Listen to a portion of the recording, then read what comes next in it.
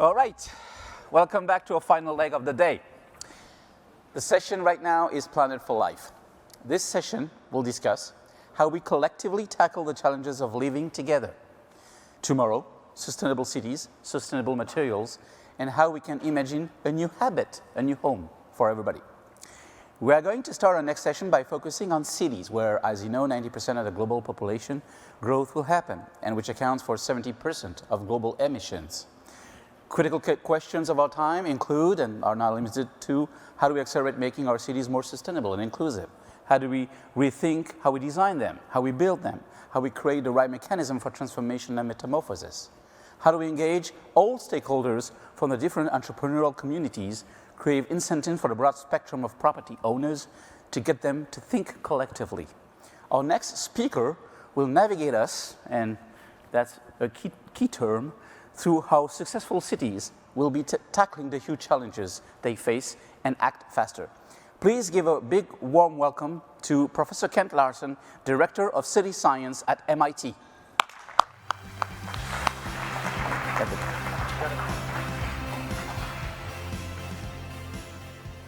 So thank you, Patrick. It's a pleasure to be here.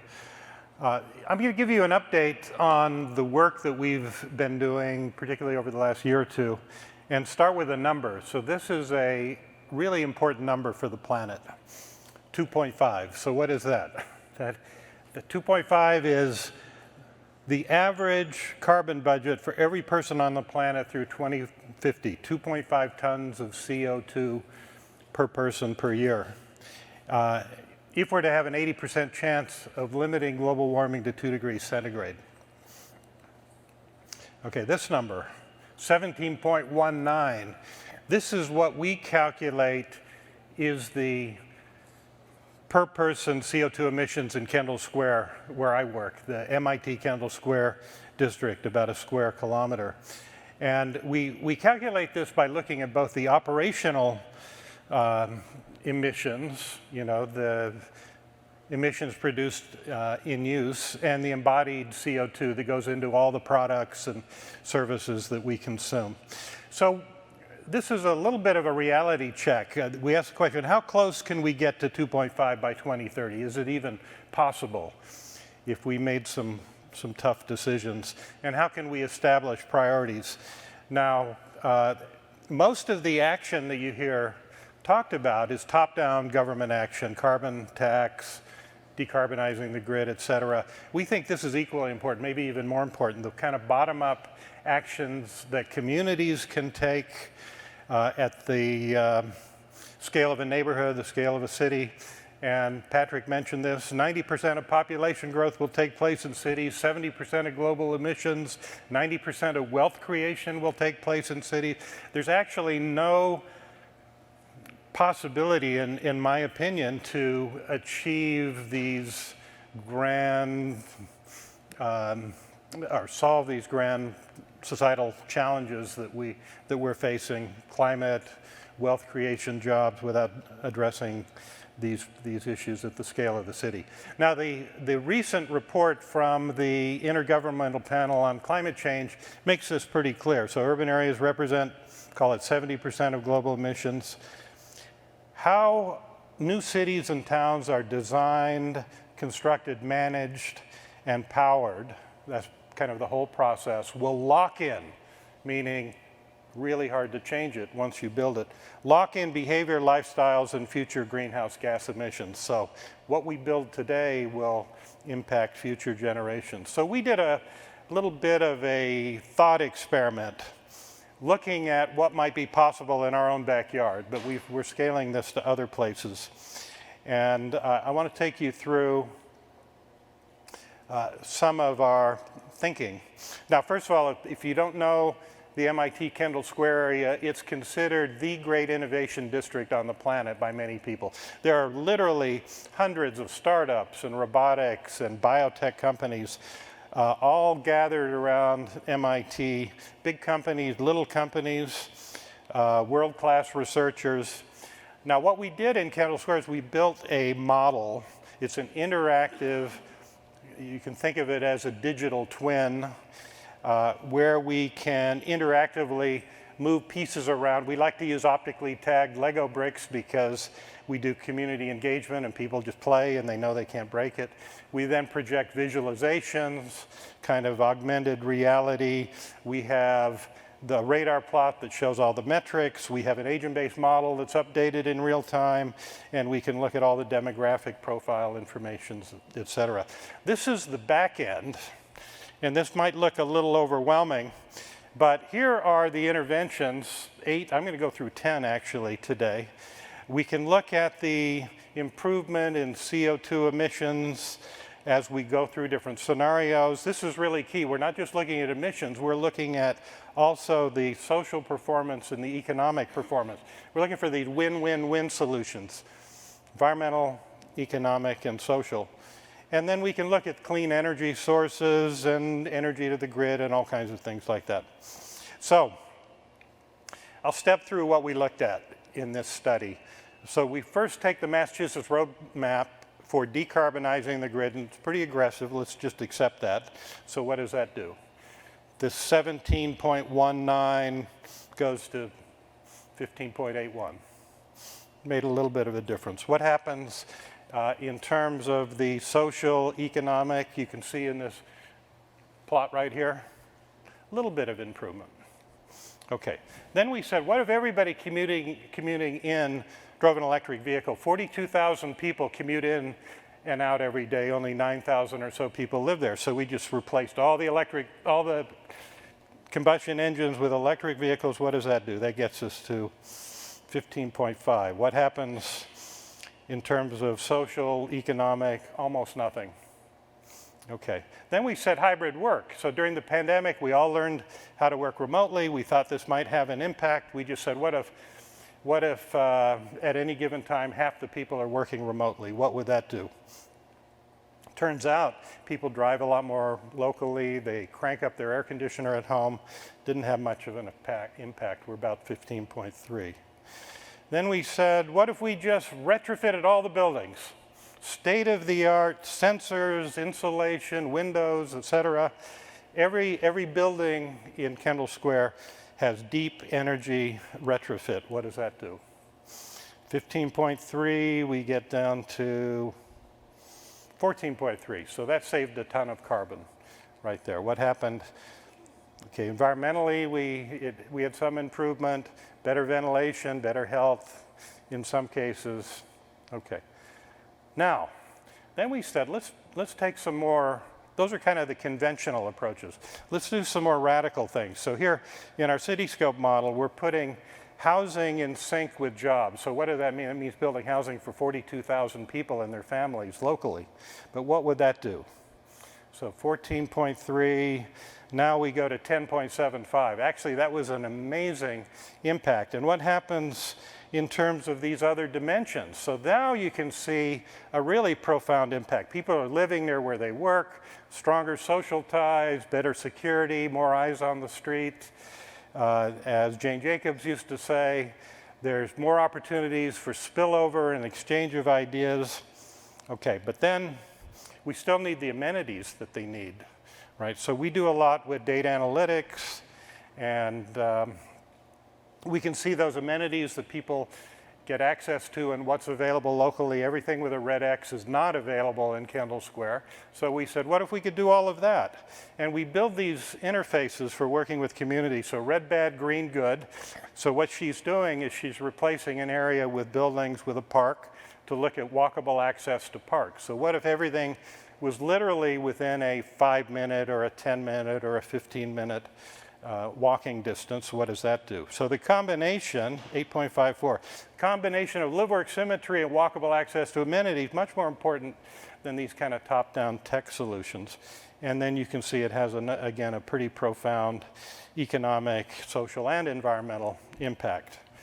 Then we said hyper-efficient housing. We have to make housing more affordable for young people and families. We've been doing a lot with architectural robotics. It's kind of silly in a very expensive apartment to have a bedroom that sits empty during the day and a living room that sits empty at night. So we looked at transformation, and we launched a company a couple of years ago that IKEA and Google both funded. And I think this is the future of urban architecture. And we can do small apartments all the way up to large apartments. But the point is you can live with greater functionality in less space and reducing the embodied energy, the use energy, and actually giving people more functionality for significantly less cost. This is a random TikTok video that somebody shot of an apartment we have in New York. There's a closet on demand on the fly, an office on demand, the bed comes down from the ceiling. I've stayed in this apartment, it's actually great. And so this is a 300 square foot apartment with a functionality of about 600 square feet. And then back to our CityScope model, we can now move these optically tagged Lego bricks around that are kind of packets of people, and then we update all of the simulations in real time. In this case, each Lego brick is a 22 by 22 meter package. Okay, so now what happens? 8.54 to 8.2, but what happens with our economic performance and environmental performance? What we're bringing is greater diversity to the community, more affordability. So young people and families can now afford to have an apartment near where they work. Then we said lightweight mobility. So we've effectively eliminated commuting. So now we can look at lighter modes that are designed for community scale mobility. This is the city car that we built some years ago. Had drive-by-wire, robot wheels, folded so you get 3 in a conventional parking space, front door opens, you step directly out onto the curb. We built a full-scale working prototype of this, and it was a lot of fun. But when we finished this, I realized that the future was not cars. We had to push it farther. This still was a car. I wanted to get rid of cars. So we now looked at a much lighter weight mode. We call this a persuasive electric vehicle. It persuades you to get more exercise, to have more sustainable transport. It's fully autonomous, has a conditioned box on the back so it can do food deliveries off peak. So now we're modeling the impact of these vehicles if a single vehicle can move both people and packages within the city. And then we said, well, let's go even farther. Let's turn a bicycle dynamically into a tricycle and put a light autonomy package on it, so now it can go off and pick the next person who calls for it, like you would call for an Uber. Something like this, I think, will be the future of urban mobility. So 8.2, now we get to 8.17. Okay, but remember, we've already gotten rid of the cars. But there's some very positive social economic impact. Okay, high density power. We covered all the surfaces in Kendall Square with photovoltaics. Hardly moved the needle because it's too high density. We have to look at high density power. I'm very interested in these small modular nuclear batteries. Ultimately, I think what we need to think about is how to create fusion-ready cities. So in the 2040s, when we actually have fusion, we can just swap out the heat source.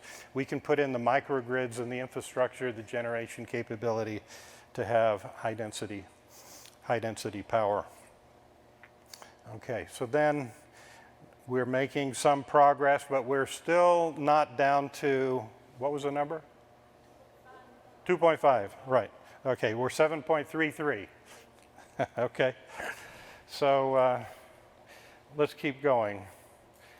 Plant-based diet. So we had our City Farm project about 7-8 years ago looking at aeroponics to see if we could grow food at scale near the point of consumption. So here we're misting the roots. It's kind of hydroponics on steroids.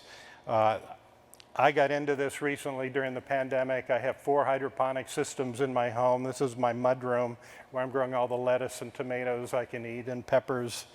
And so it's possible. But what's interesting is that you have these industrial scale systems that literally are moving towards fully automated food production. The planting, the control of pH and nutrients and lighting, the harvesting, et cetera. And I think we'll move towards that near the point of consumption, actually in or near cities. Okay, so that gets us to 5.9 or so.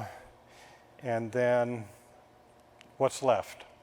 Air travel decarbonization, now we're back to more the top down.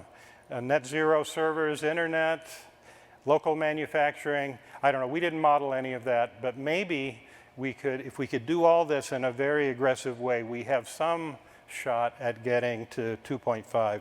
These are the areas, though, where we get the greatest impact, those things that a community can do.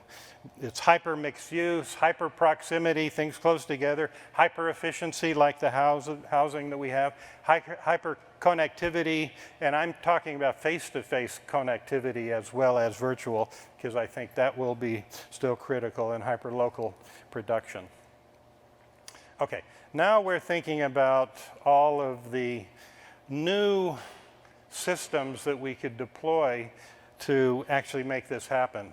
Algorithmic zoning, genetic algorithms, agent-based modeling, AI generative images. Like everybody else on the planet, we're thinking about how these generative tools can be used. One of the systems that I'm most excited about, because we're at the point where it's fairly easy to define what a city should be. You know, we've done that. The real question is how to get there. What are the mechanisms that would actually plausibly trigger that transformation? And I think we have to focus on zoning. I consider zoning to be the greatest impediment to dealing with climate change on the planet right now. This archaic, single-use, static zoning that was developed 100 years ago that leads to suburban sprawl and autocentric development. And zoning is very powerful. So these are diagrams from the 1916 zoning ordinance that was passed in New York City. And it overnight changed the way developers built buildings. And then when they redid that in the 60s, they gave developers bonuses to create plazas, build a higher building if you could do a plaza. Almost overnight, every developer was putting in plaza. That had its own negative connotations. So we can rethink that right now. So we're thinking about a dynamic algorithmic zoning process where you create a community organization, call it a DAO, distributed autonomous community, or it's just a neighborhood association, whatever. Maybe the existing zoning allows for a 3-story building as of right, but you empower the community to upzone that. So maybe now they create a 6-story building. But you put in place a process where some percentage, call it half of the increased value, could either go to assets that the community needs or into an endowment or even direct ownership through fractional ownership. So then the developers have incentives to build out in a pro-social way. So they could create essential housing for workforce, daycare, grocery, pharmacy. By the way, none of those things are in Kendall Square. Or it could be an endowment that could be used to fund a local token economy that it can encourage people to support local businesses with those incentives, rent-own programs, new business programs, and it's all dynamic. You start to get a little too much of this asset, you dial down the incentives, dial up in other areas. So over time, you reach what I think of as civic homeostasis, which is just to say it's a human community that is in harmony like a natural ecosystem in balance. And market forces alone will never get you there. Okay, and then we can use our ideas about data collectives and generative design and all the other things that we're thinking about. So how would this work? So this is maybe an as-of-right development. This is a piece of property that MIT is developing called the Volpe site in MIT. And then you could upzone it, so maybe you double the value of that property, so a percentage goes to the community, or quadruple the value of that property. And you could then have an algorithm with community participation that could compute using zero knowledge proof, accessing lines from your tax return, et cetera, such that, for example, if you live closer to the property, you might get more. If you've lived in the community a long time, you might get more.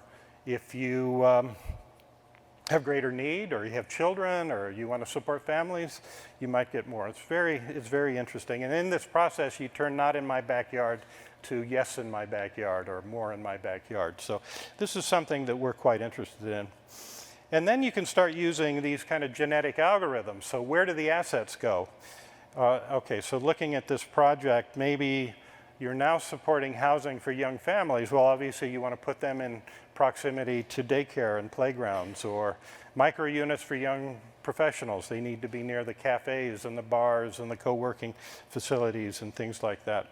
Then you can populate these buildings with agents and get a sense of how people would actually behave. And if you have a good understanding of the profiles of people and their behaviors, and we can get a lot of this information from telecom data, financial transaction data, we can begin to build, I think, pretty powerful simulations of the human dynamics in a development. This is a study for a project that we did recently where people of different profiles are seen moving through this vertical development. So we can see how the students and the staff and the knowledge worker and the tourists, et cetera, all behave differently. We can see what happens on a holiday or a weekend or a sunny day versus a rainy day. And I think we're just beginning to scratch the surface of what's possible here. And then we can see in the same model, okay, where are the places where people are interacting? Where are the places where they're dead socially, where you might have security issues? What happens on a weekday versus a weekend?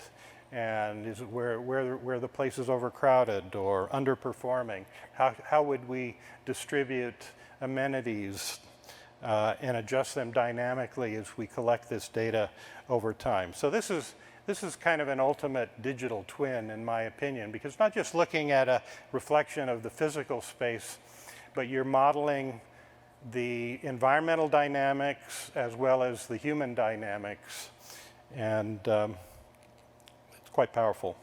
Then we can say, now we have all the assets in the right place, we've designed the project, we know where people are living and working and how they use space. Now we're experimenting with using some AI generative process, particularly for engagement with the community, where groups can come in and they're working with this functional context that we've established, but they can then explore different experiential possibilities, in this case by just speaking prompts. Okay, so that's an overview of what we're doing. We live in a really interesting time right now because we're coming out of the pandemic. We all are aware of the challenge of climate change. We have AI and these new robotics, these new systems changing the nature of work. Companies are trying to figure this out. At the same time, we have all of these incredibly powerful new tools at our disposal. So our mission over the next 5 to 10 years is to figure out how we can tap in to these powerful new tools to make cities more livable, more equitable, more entrepreneurial, and generally make the world a better place. Thank you. Thank you very much, Kent. So there's hope to reach the 2.5. I also have the impression, you'll tell me if you agree, that basically it's between functional, structural, and organization with this different level of buildings, which goes back to the previous presentation. Mm-hmm. Rings a bell. One question, the incentive from the political standpoint. Mm-hmm. How do we move to there? Well, I think the politics are really problematic. In fact, I just had a long exchange last night about South Africa, whether we can bring these ideas to the townships in South Africa. And I discovered that the political forces there have placed a cap on renewable energies deployment to protect the coal industry. And a lot of what I was imagining we could do in the township is actually illegal because of these powerful political forces. Now, I think that we can trust, in most cases, local people in their own community to make good decisions because they're close to the problems, they're sympathetic to the solutions. Mayors tend to be less ideological. They live their own experience. Yeah, and they're problem solvers. You know, it gets increasingly dysfunctional when you get up to state and then national governments. So a lot of what we're doing, I mean, that's the idea of this distributed autonomous community. Empower local mayors, cities, local communities to get involved in the process, but you have to give them the tools. You know, a public forum, an open mic session is a completely worthless exercise in my opinion. But when you give people the tools to make informed decisions in a data-driven process, I think it's possible. Let me just give you a quick example. So we were working with the mayor of Hamburg on the 2024 Olympic Village. He lost the Olympic vote, the referendum, because there was an influx of 80,000 refugees from the war in Syria projected. So he asked us to focus on helping communities find sites to build housing for the refugees from Syria. And he said, bottom up, community has to decide, every district, rich and poor, shares equally, and no ghettos. And we built a version of this tool. We did 44 workshops, and within a year, we went from start to construction. Wow. Empowering the people that wanted to solve the problem, and all the people that wanted to disrupt were disempowered in that process. Excellent. Well, Kent, thank you very much. It was very inspiring. Thank you. Thank you very much.